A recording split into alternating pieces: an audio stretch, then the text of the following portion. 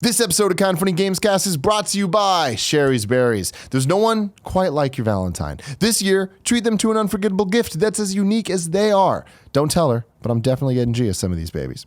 Sherry's Berries will deliver your gift fresh and on time, guaranteed, or your money back. These berries are decadent, fresh, juicy, and sweet, and most importantly, shareable. And you can choose to get them dipped in white, milk, or dark chocolatey goodness. With Valentine's Day right around the corner, there's only one way to get freshly dipped strawberries from Sherry's Berries, starting at $19.99. You visit berries.com. That's berries.com.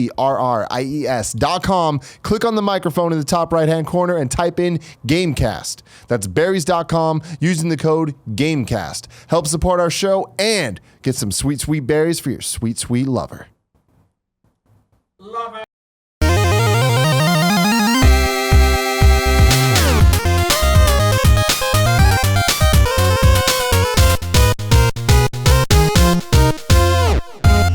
What's up, guys? Welcome to the first ever episode 105 of the Kind of Funny Gamescast. It always surprises me, but I guess it shouldn't at this point. Because we do it every week. Yeah, but it blows my mind. Like, P.S. I Love You is on what? 80? 71. Holy shit, Yeah, man. 72 next week. Nuts. Yeah. Crazy, man. We've been doing this a while. Just keeps going. Bought all this with it. As always, joined by the coolest dudes in video games, Colin Moriarty and Craig Miller. To that point, yeah. Today on the morning show, we watched. We gave away Towerfall Ascension. Thanks, Xbox. And we watched our Let's Play of it, and it was so jarring to see us in the living room, Portillo in my lap, like us all just sitting on couches. I like that kind of casual. I do too. I still say we will look back one day at those quaint times and have a buried nostalgia. I totally the more think we will. innocent times.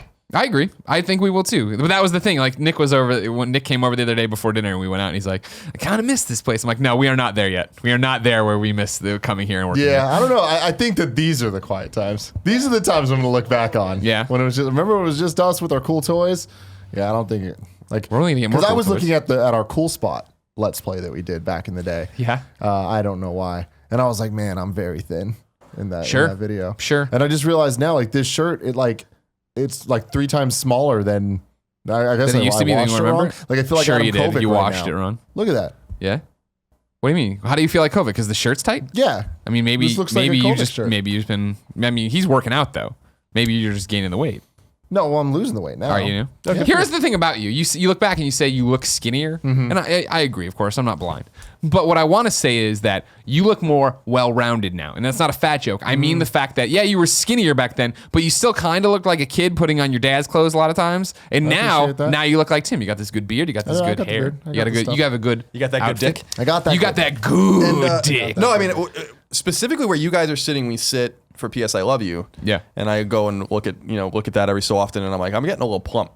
And Oh, here we are. Is the pendulum swinging back to Colin trying to be fit? so what I've decided to do this week is go back to working out. And Okay. yesterday I worked out for the first time on the elliptical for 30 minutes for the first time this year. Yeah. And couldn't stop coughing when I got off the elliptical, and was coughing sporadically for hours. I was at the diner like an hour and a half later, eating burning my your rice chest and eggs, still? and I take a deep breath, and I'm like, and I'm coughing, and I'm looking around, I'm like, I'm not sick. I'm Everyone's, like, just moving away. fat, and a little easier today. Just got to shave about 5 pounds because I'm looking a little more pregnant than usual. Okay. Okay. And not positive. Sure. Not a positive development. So I sympathize. It's easy to eat, and it's also fun to eat. Yeah, I agree with that. I agree with both those things. Sometimes I make just a cup, actually 2 cups of rice, a couple sausages, Yeah. just mayonnaise and ketchup all over it. When you say Onions. sometimes, how many days a week do you think that's happening? Less than 1 time a week now. Back when I was had home more often, Sure. multiple times a week, that was Sure. that was an option. Okay. So Yeah. Life's hard. Food's good. Food is It's good. true. food is good. But yeah, I gave up the soda. It's hard. Oh, It's been wow. a couple weeks. Yeah. 13 That is good. pounds later, though. They 13 say that pounds. you lost 13 pounds just cutting Coke out. I mean, no, I've also been eating healthier.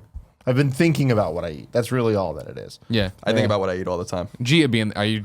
Gia's Did helping. it happen, or was that a preemptive strike of like, wait, how am I gonna? I will buy you a water bottle. There's got to be a Mega Man bottle. I'll buy it. For What you. about Gia? She's now that I live with her, Oh. she cooks and stuff. And Oh, that's so it's like she's very healthy. So What are you guys doing by for dinner tonight? default. She's tiny. I don't know. If I was that tiny, like by nature, man, I would be a bowling ball. You know what I mean? Like with a fucking small head. Well, I have a huge head, but a head nonetheless on top of it. Comparatively. They say if you just cut out sugary drinks, 1 Coke a day, you lose a pound a month organically. So that'd be 10 to 12 pounds a year, just based on cutting off the Coke. Oh, You've done this too before, though. I remember at IGN. My metabolism's changed since then, though. Like, I'm not the spry young chicken that I was. You're what, 26 now? No, I'm 27. Damn. And it's just things don't work the same as they used to. Sure. A dick ain't getting hard like it used to. No, everything's just like wrong, you know. But anyways, this shirt though, it's from Insert Coin. Yeah. And so it's large, but it's like a European large. Oh, no, can't. And so I'm like, no. they have different ass rules. Yeah, they do. Because all my shirts, everything I wear is large. But Sure. it's like, this does not fit me like anything else. Same thing we always talk about. It's like the shoe sizes don't make any sense. You go outside, it's 15 degrees. That apparently is somewhat normal. I'm like, I don't know what that means. I don't know what that means. What is 15 degrees and what is 80 kilometers? See, now that's the biggest thing of dating a Canadian now. Is the fact I thought it would be the language barrier. You know what I mean? Jen speaking all the French, her family speaking all the French. We have common ground. Everything's fine. But the one, like, because I know a few French words enough, and then they know a few English words. We're all doing fine. We have conversations. Love the family. Love her. But like the real thing is the temperature, because neither of us ever know. She'll ask me what's the temperature in New Orleans, and we're going. I'm like, oh, it's going to be like 56, 65. She's like, what is that? And I'm like, I don't know. And then she'll do the same thing of like, it's 14 degrees. I'm like, is that good or bad? Like, I don't know. Who the fuck knows? Man, that's a solid point. Ladies and gentlemen, this is the Kind of Funny Gamescast. Each and every week we get together to talk about video games, all things we love about them. Once again, this episode brought to you by Patreon producer Steven Insler, a.k.a. The homie. The homie. Yeah. Da bomb, as Nick Whoa. would say, because Nick's a fucking old ass motherfucker. Hear that, Nick? Nick, you feeling old today? You piece of garbage. Anyways, He's old. Forget it, Nick. Forget it. Anyways, love you guys. It's been a while. It's actually been a week. No, it hasn't. We recorded because the Resident Evil On Friday. thing. We recorded that on, was it Friday? Or was Friday. it Monday? I guess it was. Yeah. I feel totally thrown off. I feel like we just did this. Yeah. But It feels good. it does feel good. I thought that episode was good. Mm-hmm. Based on the topics we have for this one, this episode should be good. I think this one's going to be great. Okay. And if you want it early, well, by now you would have either done it or not. You can go to patreon.com/kindoffunnygames to get the show early, or you can get it later on youtube.com/kindoffunnygames. And little public service announcement, the Kind of Funny Morning Show is now also available on iTunes and podcast services across the globe. Tweet at me if you have any issues with that. We're still working through all the kinks of it, but there's RSS feeds. They exist. The show will get a new episode, a new podcast every day. Whoop, whoop. So that should be fun. The garbage truck rolls along. Yeah. And now into your ears.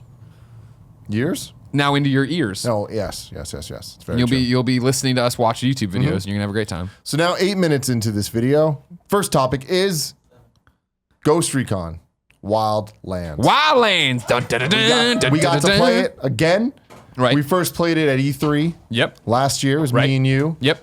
We went to do our little demo, and like it was fresh off not the announcement of the game. The game was announced, I think, Their at first the like prior E3. but remember, it was just a trailer, and it was Prior people E3 falling out of trailer and the airplanes and parachutes and ATVs, shit. and we're like, what the fuck is this? Yeah, I'm like, all right, cool. Yeah. And then last year we had to play it, and we did the little demo. But at the E3 press conference for Ubisoft that lasted 10 years, they did their Let's Play of it, like Yep. Let's Play trailer, and Yep. it was just like the most obnoxious thing ever. Where Right, because it was all the all right, red go, team. Foxtrot, 9 Yeah. Tango, whatever the hell. And like, I got your back, I got your blue, I got Yeah. your blue, boy. Yeah. And like they're doing the whole thing, and it was just like no one ever is gonna actually do this. And we went to go do our little Let's Play appointment, and we had a team of 6 like people around us or whatever, and they like reenacted it, and it was really fun. Well, no, it wasn't. Remember, that's adorable. what I always go back to for that E3 that you're talking about, because it wasn't a Let's Play, right? It was just a Reacts video. But when we sat down to play it, it was you, me, and 2 other games journo types, people, and then we had. Or no, there was one guy playing from Ubisoft, one of the devs or whatever. He was Ghost 1. Oh, that's what it was. It wasn't Red Team. It was Ghost 1, Ghost 2, Ghost 3, Ghost 4.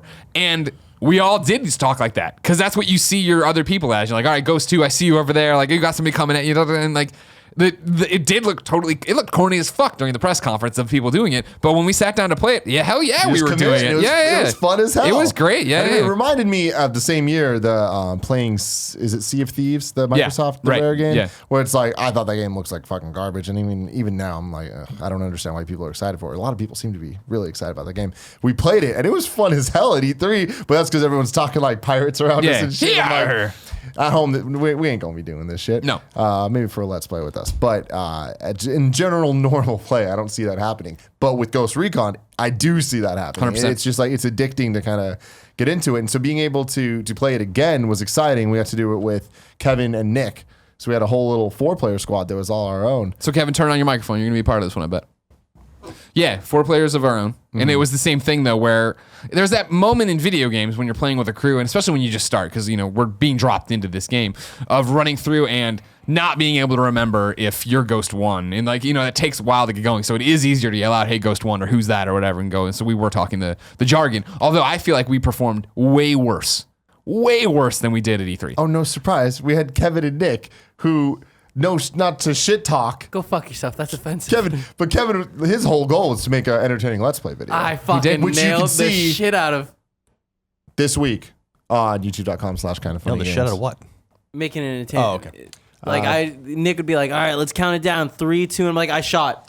Was that not the right time? We did keep failing this one very specific section where every shoot the one thing, I'm gonna go, run over here. There was one we failed. I'm gonna run over and capture this guy. That's when Kevin started just shooting whenever he wanted to. And then the other one, where we had to abduct this one dude, but he kept getting shot to death because Kevin was shooting way too early. No, I didn't shoot him. I blew up the car. Remember? Yeah, you shot. Yeah, exactly. Well, there was multiple ways you fucked up multiple missions. Neither of the times that I blew up the car did it kill the guy. It was one of those perfect examples of Kevin trying to piss Nick off, which is, it worked. it's fun. Yeah, it's fun. It worked so well. Yeah, no, it worked really well. But the Let's Play, I'm really proud of it for Kevin. He's been working really hard on it. It's one of those, the Let's Plays that we want to do, where it cuts between our face cams and the different edits. 4 different feeds, 4 different cams, yeah. And it's taken a long time to edit it. Because this is why we're trying to hire a new editor. Yeah, hour long, and it's a beast, but it's worth it in the end. Kevin thinks it's one of the funniest things we've done. So I'm enjoying the shit out of it. Yeah, so that's good. So get excited for that. Get hyped. But yeah, playing it was super fun with them because it's like, there's things like goals to do, but it is fun to just kind of fuck around. Like I like it because this game kind of feels unnecessary. Like I feel like we don't really need a Ghost Recon right now. Okay. Like there's so many different franchises coming out, and especially when it comes to Ubisoft. Like they're kind of hitting all the targets that we need, and now that they have the Division, and I just feel like this was a game that, especially when it was first announced, it was kind of like Oh, for sure. When it got first announced, that's how I felt about it until we went and played it.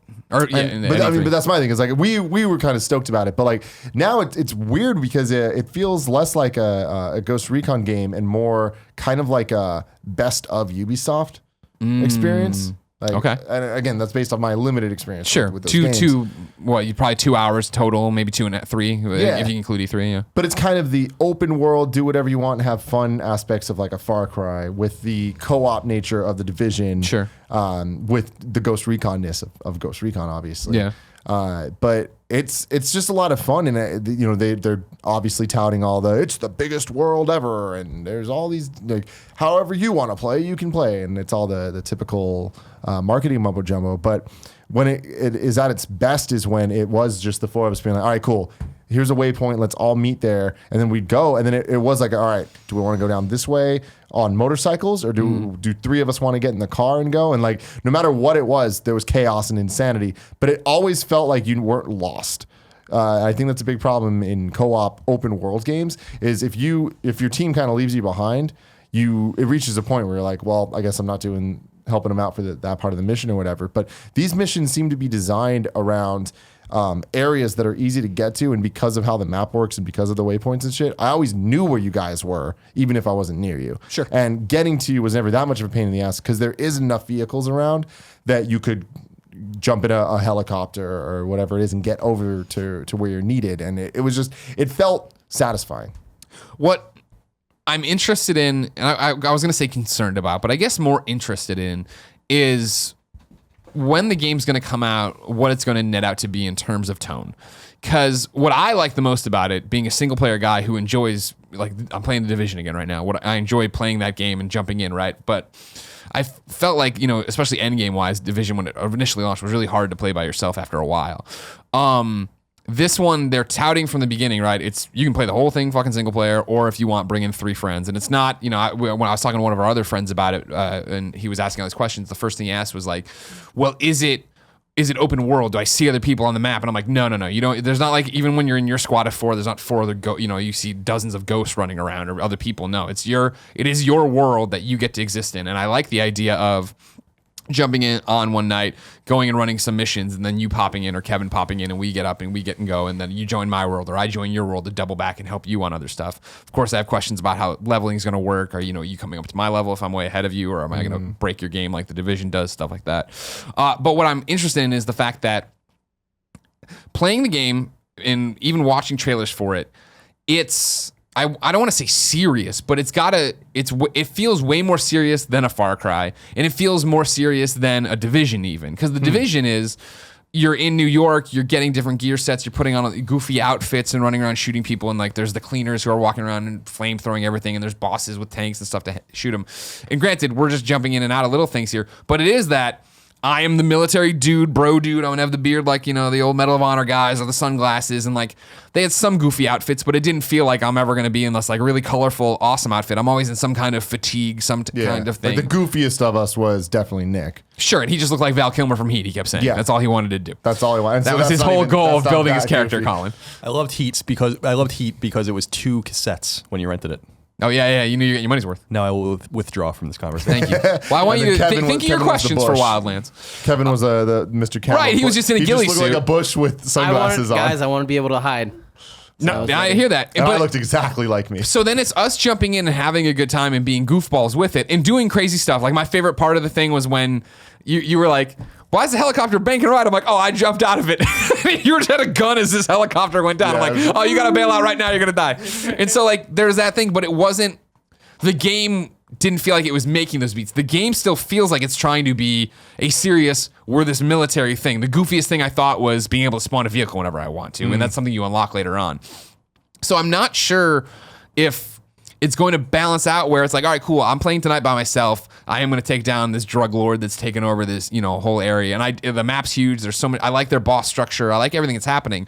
But is it going to be that, cool, you guys are hopping on and we're going to have a fucking crazy time. Let's all use Uzis and drive in on motorcycles and see what happens. Or is it going to be, all right, cool, everybody get down. I'm bringing my sniper thing. You're doing this. You're going to go up there and we all try to do a coordinated takedown. And like, is there going to be, I'm sure everyone will play it differently, but will I find different groups to run with? Will there be nights of craziness or will there just be always serious? And it's like, the tone of it, I'm not worried about. The gameplay seems fun. I'm still super stoked to get into it. It's wondering how that's going to net out. No, that's interesting, and I actually agree with you about the tone of it because something like Far Cry it's still dealing with drug lords and things like that, but it's a bit more comic booky. Right. Whereas these are the drug lords. Both of them can have skull tattoos, but one of the skull tattoos is a little bit more lighthearted and like they have a skull tattoo, so that's it's almost a parody of itself. Whereas these are scary skull tattoos, and that's the thing. People like, will kill your family. When they showed us the presentation, they gave us that trailer of the main villain in it with his giant cross tattoo, and like he's running his hand over the thing, and like he's talking. I'm like, this guy actually seems kind of scary, and not only that, I kind of feel for him. I really hope that when I'm playing this game, I'm getting more of his story, and I understand where he's coming from. That's cool, or is it just going to be run to this place and shoot this thing? Because stepping back and objectively looking at what we're doing in there, the way I would describe the gameplay in the world is it's Just Cause with the color removed a bit, with that character removed, that cartoony removed. See, for me, it's Just Cause mixed with Metal Gear Solid 5. Because I think the gameplay, it is Metal Gear Solid 5. Sure. Where Metal Gear Solid 5 is single player. All the missions are variations on, here's an encampment, try to find a way into it, and either take this person out, take out this person that's there, or find some data files or some shit like that. And I feel like Ghost Recon's the same thing, but the co-op nature of it really ups the ante, and I love that. Like, it just made me realize how much I want a multiplayer, like co-op Metal Gear Solid 5. Good news. But not survive not zombies. necessarily. I mean, who knows? Maybe that game's going to be fucking awesome, but I don't want the zombie shit already. I'm like, no, that's not what I'm talking about. But like a Peace Walker. Sure. A Peace Walker-esque MGS5 is awesome. But I think that it does have that kind of Just Cause aspect to it that Metal Gear doesn't have. And that's where it gets weird getting mashed up. And again, we're a bunch of clowns jumping in at E3 and now this thing. So I haven't been playing for hours. And that was the whole thing too for the demo we did, right? They were like, all right, cool. There's this single player chunk we're going to do. And then you guys get to jump into co-op. And we're all like, let us jump into co-op. Like, we're all here. We want to do this. We have a limited amount of time. We want to make a funny Let's Play. We can just get in and do that. So it was that whole thing of like, man, this seems really hard. And I jumped out of the map. I'm like, oh, we're in 5 skull difficulty. And like, that was the co-op thing. But if you knew how to play, I'm sure it would have been more balanced.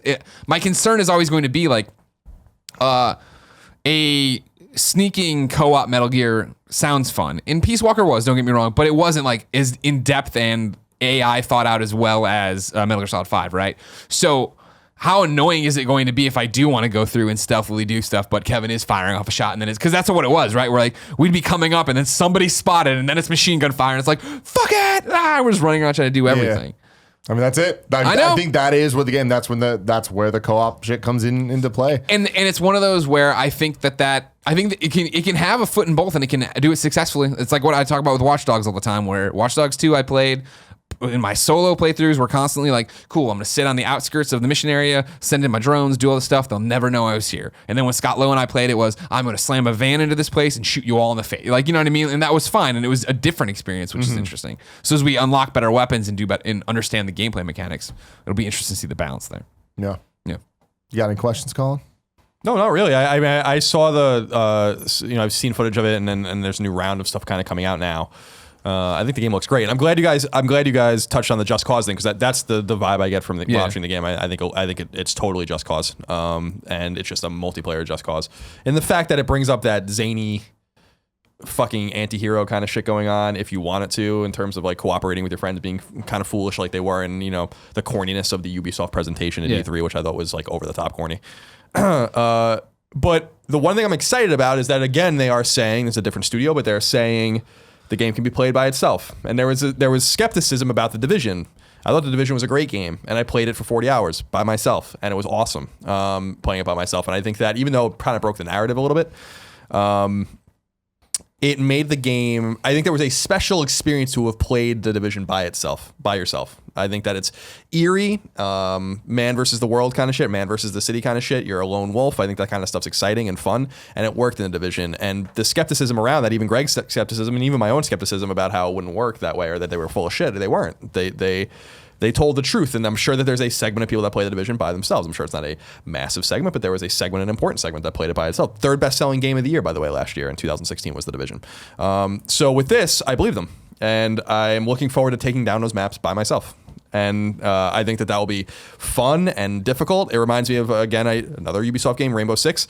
When I played Rainbow Six 3, when I was young, single player, offline. I played it online too, but when I play offline, I'd kill my whole squad and play it by, like at the beginning, just cap them all in the head and then do the maps by myself, because I thought it was more fun and way more challenging. You're so Colin. And so I'm looking forward to doing that with Wildlands. I have no interest in playing this game with anyone, and never will. But we'll definitely engage with it, because Ubisoft, again, has that special something in a lot of their games that I think that speaks to me. I mean, the games that I've been pondering lately, going back to, if I had the time, I'm not going to, because I think we're going to get Neo pretty intimately. Then Horizon will, I'm sure, be here in the coming couple of weeks. And then, we're going to get Mass Effect and all that kind of stuff. I've been thinking about Far Cry 4. I've been thinking about Far Cry Primal. I've been thinking about, I never beat Far Cry 4, and I never beat Far Cry Primal. So there's something about their games that I like, and I'm excited about it. But I don't have any specific questions, because they've kind of answered the one question that I'm curious about, which is it really playable by yourself? And the answer is yes. Yeah, that's your world, which I like. And I like the idea of, cool, this is my map, and I'm slowly exploring it. And if, there is a mission that ramps up in difficulty, or a mission I want to farm, or a mission to play on hard to get this piece of whatever, loot, gun, whatever, how it's going to work out, then I can go get friends, or vice versa. Like, that's because that was always the thing with Peace Walker, right? I remember the review event when it was on PSP and stuff, and when I was going back and just playing more of it or whatever, where people were like, I can't get by this boss, will people come help me? I'm like, yeah, sure. And we all just jumped in ad hoc and went in and took down this boss and then left. And that's always fun to do. And I think, one thing that you can't overlook with Wildlands, which I think is important and I think it's relevant, it's two things. Number one is that Ubisoft seems to have a dedication to making their games better. And I'm not saying that in a very PR-ish kind of marketing way. They really do. And it gives their games long tails. So with Rainbow Six Siege, for instance, Siege sold okay at the beginning, but actually more people were playing it months later, and actually maybe even a year after launch, than were playing it around the launch window, because they kept supporting it and stuck with it and brought people into the fold. And the same thing with The Division. The Division sold way better than I think anyone did, with the exception of Call of Duty and Battlefield. The Division outsold everything else that came out last year. That's crazy. I didn't know that. That's like mind blowing. I mean, that's that thing about it, is like when Division was leading up to it, and when it came out, that was the shit. Everyone was playing it, and then for various reasons, people left, like I did or whatever. And I left because the end game was just like, no, I do not want to do these same missions over and over again. Like I'll never forget signing on, and Ty was, I've been doing this for 6 hours because this is the best gear spot. And I'm like, I'm not running the same mission for 6 hours straight. Thank you very much. Yeah, that shit's boring, but to us, to other people, I appreciate that you like the loot grind. I mean, I do it in my own games. I grind levels and fucking nerdy RPGs all the time. But I like that they stuck with it. The third, the survival DLC's out now. People are going back. Yeah. You jump back in. So what I'm saying is that there's reason to be optimistic about the support of Wildlands and the long tail of Wildlands. Because I think with games like this, whether it is The Division, whether it is Siege, whether it is a game like this, to become good at it or Destiny or anything like that, to become good at it, which is not a Ubisoft game, I know, but to become good and to become immersed in it, you really have to dedicate yourself to it. And there's only certain amounts of room on the market, as I've said many times, for these kinds of games. Yet Ubisoft keeps putting them out in significant increments that I think is smart. In other words, giving your game like 12 to 18 months to breathe, then assuming that you'll keep a fragment of that audience and then kind of tantalize them with something new is actually a pretty interesting cycle that they're on. And I like that they've taken their time. This game's been in development for a long time too. So I'm excited about it. I think it's going to be cool, and I'm looking forward to playing as the Lone Wolf. To your point, what's interesting about Ubisoft, and I would say Activision with Destiny and a whole bunch of the other games like that, is that there is quietly a baton, it feels like, being passed, where it's like I'm jumping into, I'm totally re-obsessed with The Division right now, and to the point of like what drove me away, but why people are back is the fact that now there's a million different missions and a million different ways to play, and it feels super rewarding. It's the opposite of DC Universe Online, where I was talking about, where, I put 800 hours into DC Universe Online, but when I'd come back, it was, fuck, I gotta run these raids and run these things, and I could do these solo dailies or whatever, but they're giving me so few of the marks I need to get the next gear set that it's not even worth my time. I need to do these raids with other people and find it. Whereas Division isn't that at all. I'm playing with Fran, of course, because me and Fran, Division bros. And I like running through the stuff with him. We're doing the survival stuff, but I can go play survival alone, or I can go do the daily hard missions, which are giving me enough stuff that when he's coming on, my gear score has gone up and all these different things. But to the baton I'm talking about is the fact that when I left the Division, gear score wasn't a thing. The different tiers of difficulty for your world weren't a thing. I think there's 5 or 6 now. I'm on 3, and they're showing you where you're maxing out. So there's so many people who, first off, dropped out and have been asking me this week while I tweet about it, like, is it really worth going back to? I totally think so. It's a different experience. There's so much more content to do. There's so many different things to do. It is rewarding where I'm going out and I'm getting better guns every night. It's not like I'm building up trying to get to like the Galahorn, I think it was in Destiny, that everybody always talked about. Like, I'm getting awesome guns and switching them in and out and having a great time doing that. I'm being rewarded playing it. I'm going with my gear score. But then there's the people who already hit the max gear score and have bounced out to do something else, but are excited for, update 1.6 that keeps getting talked about that's coming up soon, and the new DLC that's coming with that. They're doing a great job of, all right, cool, here's this update, here's survival, you're good, you go play it for a week if you're a hardcore Division person, get back to whatever the top level is, and then you go away, and then there'll be another thing. But when you go away, it is, all right, cool, go play Destiny now, or go play whatever. And they're not saying that, obviously, but it is that thing where there's a way for Ubisoft, who is killing it with this kind of stuff, to have this going, and Wildlands going, and Rainbow Siege going, and have everybody like, okay, ebbs and flows. If you're into all these games, there isn't going to be that. There's going to be weeks of it, but not months of it where you're like, fuck, I have dailies to do with everything, and I'm so close. You're going to hit out on what that content is and be able to take a break and come back, I feel. Yeah, there you go. Ghost Recon Wildlands. Make sure you check out the Let's Play over at youtube.com/kindoffunnygames. We'll be there sometime this week, and the game will be coming out March 7th. So it's pretty Right around the corner. pretty soon. Got that Switch in the way, though. Switch up your expectations.